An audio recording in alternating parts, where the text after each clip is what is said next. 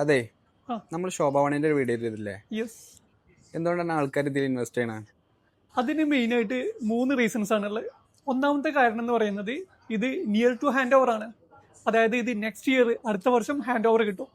രണ്ടാമത്തെ റീസൺ എന്ന് പറയുന്നത് ഇത് ലൊക്കേറ്റ് ചെയ്തിട്ടുള്ളത് നമ്മുടെ ഡൗൺ ടൗൺ റോഡ് ബുർജ് ഖലീഫയുടെ തൊട്ടടുത്താണ്. അതും 18 ഓൾ ഗോൾഫ് കോഴ്സ് വരുന്ന ഒരു കമ്മ്യൂണിറ്റി. ഇത്രയും അടുത്ത് വേറെ ഒന്നുമില്ല.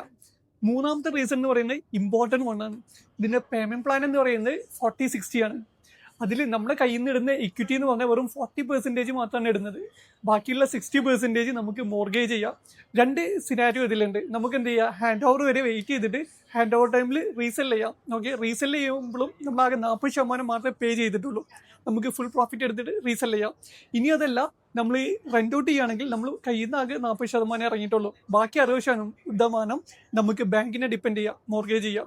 സോ ഇക്വിറ്റി, നമ്മൾ ഇടുന്ന ഇക്വിറ്റി വളരെ കുറവാണ്. Returns are more higher. So these are 3 reason.